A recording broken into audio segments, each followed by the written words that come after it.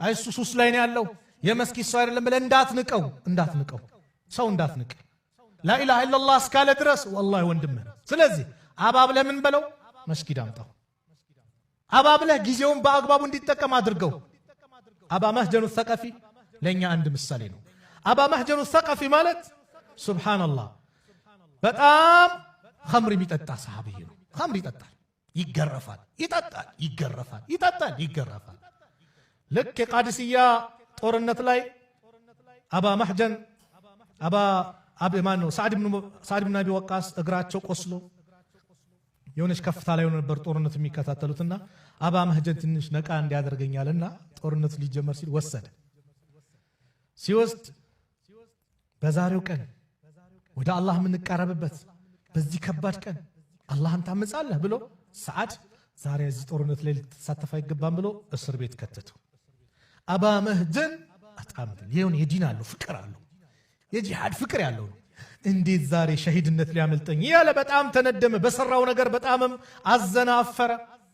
የሰዓድ ሚስት ነይና ፍቺኝ፣ እንደው ድል ካገኘን ድሉ የአላህ ነው፣ እጄን አምጥቼ ሰጥሻለሁ፣ ታስርኛለሽ፣ ከሞትኩኝ ደግሞ ትገላገሉኛላችሁ። በቃ እየጠጣም ያስቸግራቸው ይኖርማ። አይ የባለቤቴን ትእዛዝ አልጥስም አለች። ከዛ በኋላ ግጥም እየገጠመ ስለ ሁኔታው እያዘነ ሲል አንዳንድ ዘገባ ላይ እስቲኻራ ሰገደች ይባላል። የሰዓድ ኢብኑ አቢ ወቃስ ሚስት ልፍተው ከዛ በኋላ ፈታችው። የሰዓድን ሰይፍ ሰጠችው፣ የሰዓድን ፈረስ ሰጠችው። ፊቱን ሸፈን አደረገና ሙስሊሙ እየተጠቃ ነበር። ከኋላ መጥቶ ድብልቅልቃቸውን አወጣ። ደረማመሳቸው። የአላህ ጀግና ባሪያ ሰዓድ እንዳልኳችሁ ግራቸው ተጎርተው ርቀት ላይ ነው ያሉት። የአላህ ጀግና ባሪያ ማን ነው?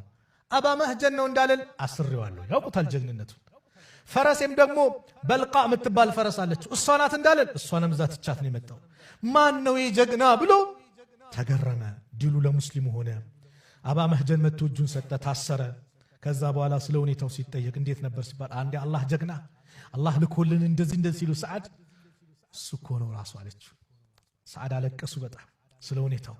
እንዴት ነው የዛ አይነት ተስጦ ያለው ብለው ሰዓድ በጣም ላ ወላሂ ላ አድሪበ ባዕደ ልየውም ረጁለን አብለ ላሁ ልሙስሊሚን አላ የደይህ ማ አብላሁም በማለት ፈኸላ ሰቢለሁ ፈታው። የዚህ ጊዜ አባ መህጀን ምን አለ? ቀድ ኩንቱ አሽረቡሃ ኢዝ ዩቃሙ ዓለየ ልሐዱ። እኔ እኮ ስጠጣ ሐድ በኔ ላይ ይትፈረድ ማለት እገረፍ ነበረ፣ ቅጣት ይመጣ ነበር። እናንተ ደግሞ አንገርፍም ካላችሁኝ ቅጣቱ ሊሆነው አኼራ ላይ ሊሆን ነው። የአኼራን ቅጣት ደግሞ አልችልም። እኔም ከዛሬ ጀምሮ ምን አልጠጣም? ኸምር